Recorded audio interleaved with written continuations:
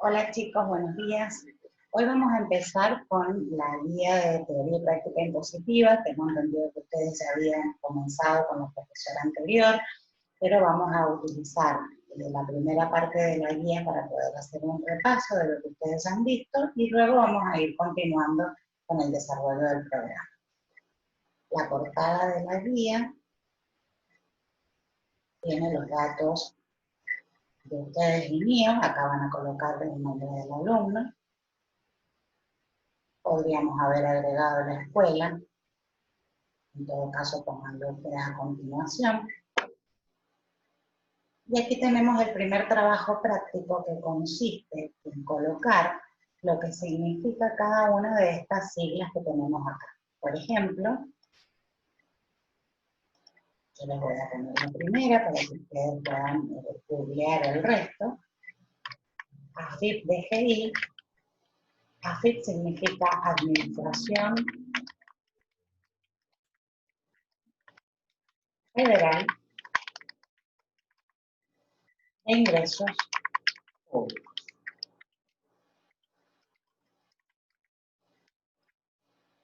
Y está separada en AFIP-DGI y AFIP-ANA, porque DGI se refiere a la parte impositiva,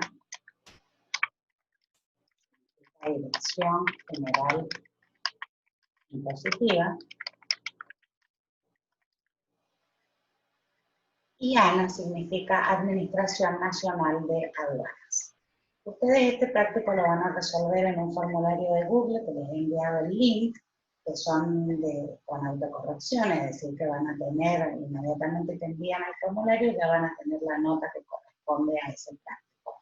Y les he agregado, a continuación de CBU, que es la clave bancaria, les he agregado algunas siglas que son actuales, como por ejemplo ATP, que es el programa que el gobierno está utilizando para ayudar a los empleadores al pago de los sueldos.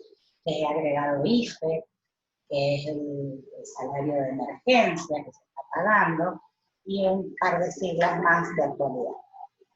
Vamos a comenzar entonces con el segundo trabajo práctico, con la parte teórica de finanzas. Se conoce como finanzas al estudio de la circulación del dinero. Esta rama de la economía se encarga de analizar la obtención, gestión y administración de los fondos. ¿Qué es el Estado? Al definir la palabra Estado, definiremos primeramente al Estado, que es un ser, o sea, un todo que se compone de varios factores organizados con elementos físicos y formales. La palabra Estado proviene del latín status. Se define como una comunidad política organizada de un fenómeno social. El Estado es un ente jurídico supremo. Entonces ya tenemos distintas características o distintas definiciones para un mismo concepto. Una comunidad política organizada sería un fenómeno social, un ente jurídico supremo,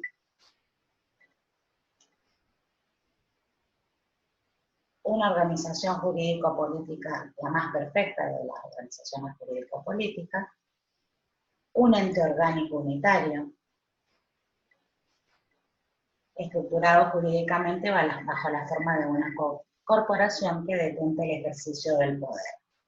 Ahí cuando dice que destinan Estado de distintas maneras, tienen para colocar la respuesta. El Estado está formado por las siguientes bases: población, territorio, estructura jurídica y soberanía. Habíamos hablado entonces de que las finanzas se referían a la circulación del dinero. ¿Qué serán entonces las finanzas públicas? Las finanzas públicas están compuestas por las políticas que instrumentan el gasto público y los impuestos. Es decir, es la circulación del dinero, pero a nivel estatal. De esta relación dependerá la estabilidad económica del país y su ingreso en déficit o superávit. El Estado es el responsable de las finanzas públicas. Las finanzas estudian en conjunto los instrumentos que se relacionan con los ingresos, como dijimos acá, el gasto público, el endeudamiento interno y externo del Estado y los precios y tarifas de los bienes y servicios producidos por el sector paraestatal, los que están al lado del Estado. A través de las finanzas públicas, vía la política fiscal, se pueden afectar algunos indicadores macroeconómicos, tales como el ahorro, la inversión y el consumo público y privado. Así tenemos que cuando los ingresos son mayores a los gastos, es decir, cuando el Estado recauda a través de los impuestos más de lo que gasta, por ejemplo, en sueldos de los empleados públicos, existe un superávit. Superávit entonces significa mayor ingreso que egreso. Es decir, que el gobierno cuenta con un ahorro que se puede canalizar a incrementar la inversión y el consumo. En contraposición a esta situación favorable que predomina en el sector público, el sector privado se ve afectado en sus niveles de ahorro, inversión y consumo.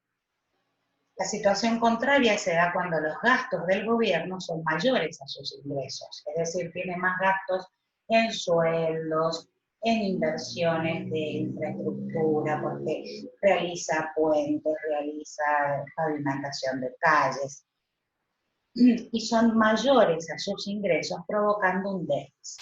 Los ingresos dijimos que estaban dados por los impuestos recibidos.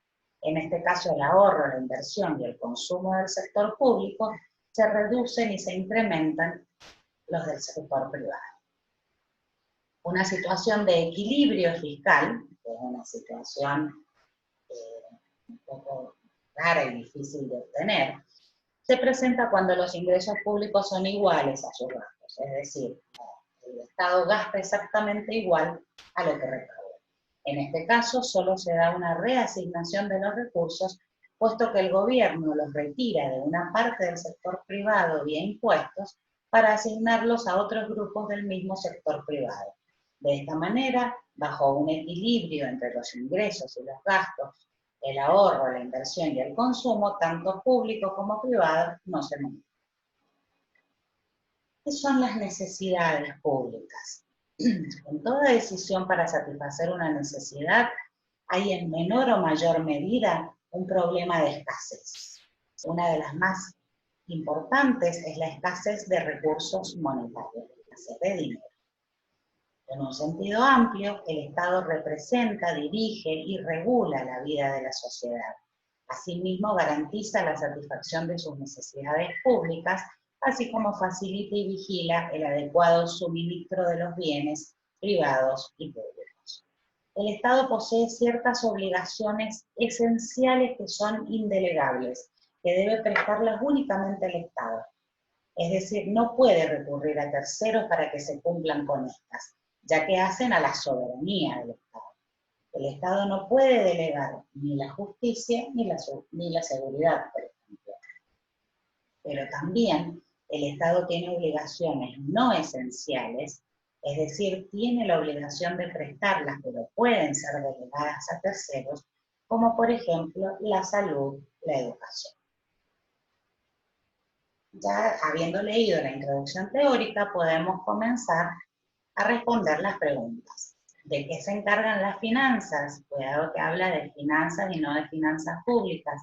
Volvemos al principio y dijimos que las finanzas eran las que se encargaban de analizar la obtención, gestión y administración de los fondos. Eso es lo que van a colocar ustedes en el formulario de Google. En la pregunta número 2, ¿de dónde proviene la palabra Estado? Dijimos que la palabra Estado provenía del latín. En latín era status.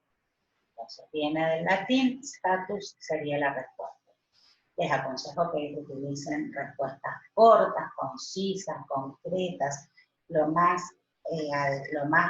resumido posible, y sobre todo que utilicen sus propias palabras para que les sea mucho más fácil recordar el contenido desarrollado.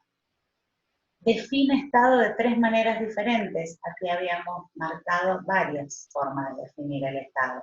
Una comunidad política desarrollada, un ente jurídico supremo, un ente orgánico unitario, una organización jurídico-política, más o menos. Seguimos entonces. ¿Qué son las finanzas públicas? Dijimos que las finanzas públicas eran las políticas que instrumentan el gasto y los ingresos. Políticas públicas, pero estamos hablando del Estado.